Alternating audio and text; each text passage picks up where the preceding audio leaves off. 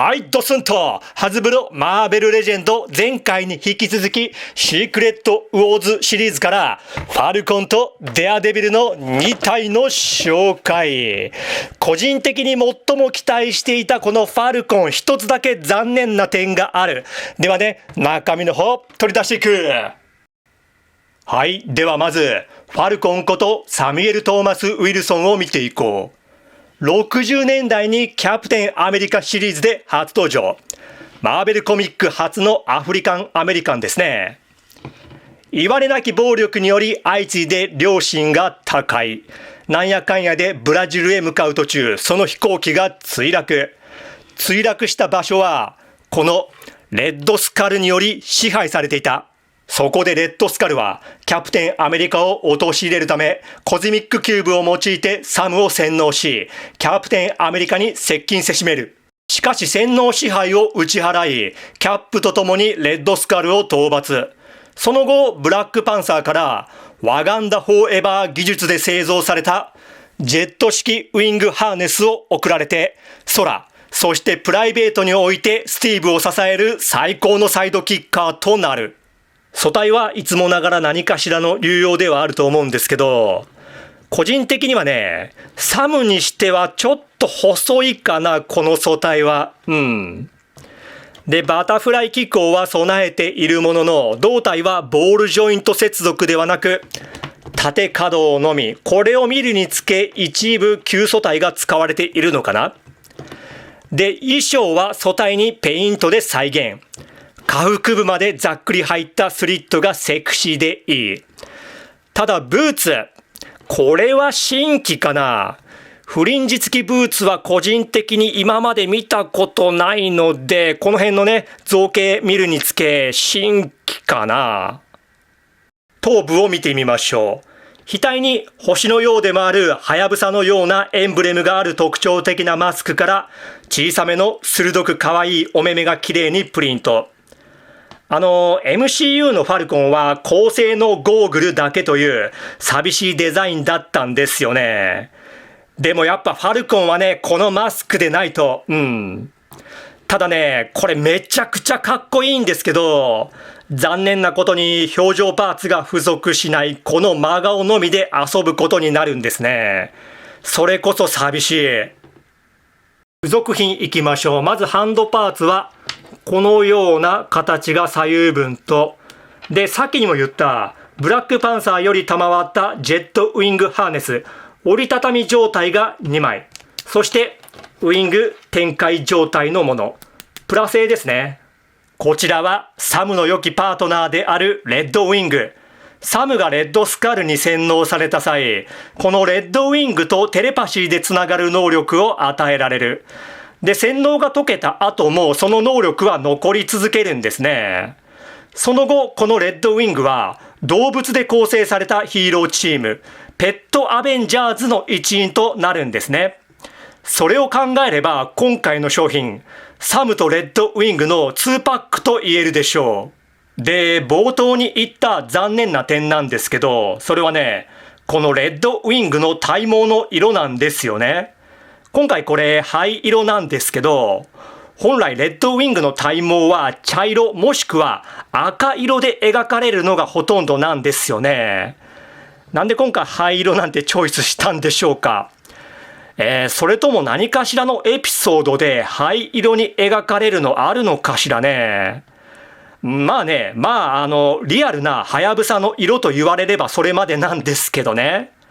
このクラシカルなファルコンのコスチュームには、茶色もしくは赤色のレッドウィング欲しかったかな。ただですね、いい部分もいっぱいありまして、ご覧になってお分かりになるように、造形がすごい細かいですね。で、塗装精度も高くよくできていますよ。で、このようなジョイントがあるので、サムにしっかりと取り付けることができる。しかもこのジョイントは切り離すことができて、レッドウィング単体で遊ぶこともできるんですね。なおさらこの灰色だけが悔やまれるかな。ウィング展開状態を装備させるとこんな感じで、めっさかっこいいっすね。可動範囲は標準的な可動域で問題なし。頭部もこのようにほぼ真上を向けるので、飛行ポーズもバッチリ決まる。レッドウィングを取り付けてあげれば、フォーメーションフライトも可能。折りたたんだウィングもポーズや角度によって滑空しているように使える。先にも言った通り、サムとレッドウィングはテレパシーでつながっており、レッドウィングが視認したものをサムも共有できる。直接的な戦闘力には直結しませんが、その索敵能力は驚異的でヒーロートップクラス。そして最後に、シークレットウォーズおなじみのレンチキュラーカード。サムやっぱかっけえな。はい。では次に、マシュー・マードック、デアデビルを見ていこう。で、早速比較から入るんですけど、右にあるのがマーベルレジェンドアニメイテッドのデアデビル、ハイドロマン2パック版ですね。そして、左にあるのが、アメトイに限らず近年手に入れた全てのフィギュアの中でもトップクラスのクオリティの神アイテム。これか、フィグマのドクロの騎士が個人的にフィギュア4フィギュア。マフェックスのデアデビルですね。そして真ん中が今回のもの。いやね、なんなんだ、この出来の良さのフィギュアたち。どのデアデビルも最高すぎますね。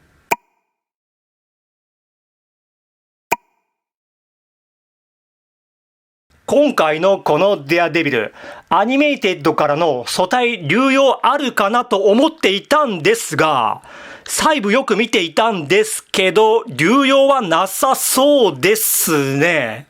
ただ、近年リリースされたデアデビルはこれだけではないので、その辺からの素体流用あるかもしれません。胸部にある DD の文字、ここ造形ではなくプリント。ベルトは黒でバックルはシルバー。グローブやブーツに黒のラインが引かれている。頭部を見てみましょう。さっきも言ったんですが、今回のデアデビルも素晴らしい出来。目元がマスクに隠れたデザインなので、そんなに進化していないと思いきや口元がさらにリアルになっている。いや、かっこいい。ただ、かっこいいがゆえに、表情パーツがつかないのは残念ですね。この真顔ヘッドのみなんですよ。さっきのサムもそうなんですけど、こいつは寂しいぜ。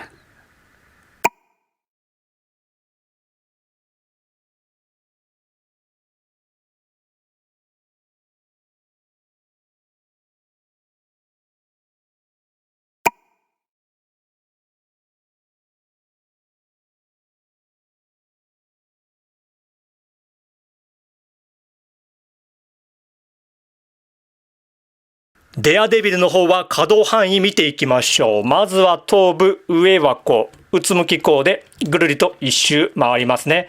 肩にバタフライ機構があって、これぐらい動きます。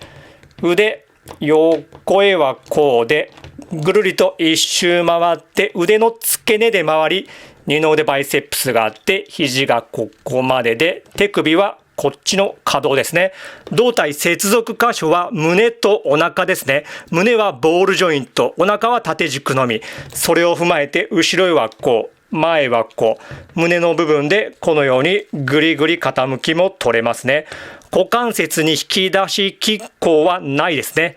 前はこう、後ろへはここまでいけて、股割りここまで、ももにロール、膝が二重でここまでで、ブーツでロールあって、足首、後ろはこう、前はこう、傾き取れてつま先可動はありません。付属品いきましょう。まずハンドパーツは、左の握り拳。これ右手分も欲しかったですね。そして右の開き手。で、当然これが付属。ビリークラブですね。黒の成型色に先端はこれシルバーで塗装かな？なんかいつも付属するものより強度がありそうですね。でもってこれらはばらすことができて、このように連結させるためのジョイントが別パーツで存在。ばらした際、これは余剰パーツになりますが、いつもより見栄えが良くなるんですね。こちらはデアデビルの能力であるレーダーセンスを発動した時のエフェクトパーツ。フィギュア本体に穴が開いているので差し込んであげるだけ。最後にシークレットウォーズおなじみのレンチキュラーカードですね。では今回紹介した2人を並べてみましょう。やはりサムが少し細く感じます。マットくらいの素体でも良かったのでは。またまたシークレットウォーズのキャップと並べてみましょう。やはり絵になる2人。よくよく考えたらね、このサムの細さは大空を舞うには最適な体格なのかもしれませんね。で、サムはこれからもずっとナチュラルでいてほしいですね。まあ、コズミックキューブでブーストかけられてはいるんですがね。そのブーストをかけた相手のレッドスカルと並べてみましょう。レッドスカルもクラシカルコスチュームなので収まりいいですね。で、サムの初期コスチュームの緑バージョン。あれ出ないかしらね。あれは無理か。いや、マーベルレジェンドならあるいはって感じですよね。でね、これたびたび言ってるんですが、個人的に今一番アップデートしてほしいのが、このレッドスカル。一応アメイジング山口のバッキーとも並べておきましょう。自分基本クラシカルなコスチュームが好みなんですけど、バッキーに関してはこのようなモダンなコスチュームの方が好きですかね。デアデビルの方は近年のパニッシャーたちと並べてみよう。デアデビルが少し小さくていい感じのサイズ感ですね。ちなみにですね、ハルクバスターパニッシャー、あれ自分買えてません。売ってない。ハズブルストア行ったけど影も形もなかったですね。では、ブルズアイと並べてみましょう。これも当然いいサイズ感。ちなみに、ミューズとブルズアイの2パック、それも買えてません。売ってない。ハズブロストア行ったけど影も形もなかった。でもね、ポジティブな思考するなら、それだけマーベルレジェンド人気もまだまだあると言えるのではないか？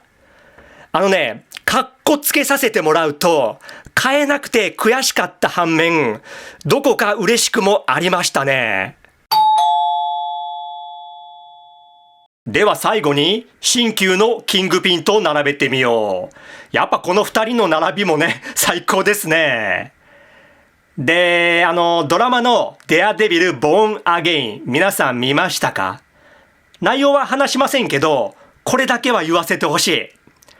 最終話でのキングピン役の源田鉄章さんのドアを開けろからの来いのセリフ。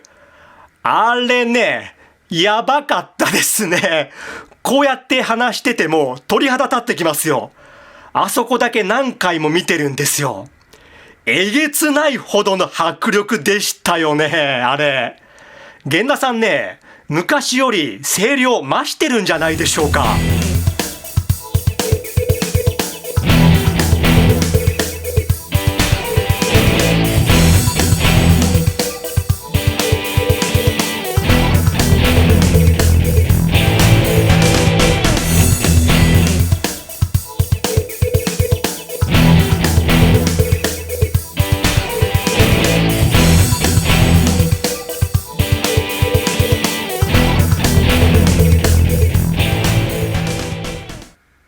はい、では終わります。今回も本当にありがとう。バイビー。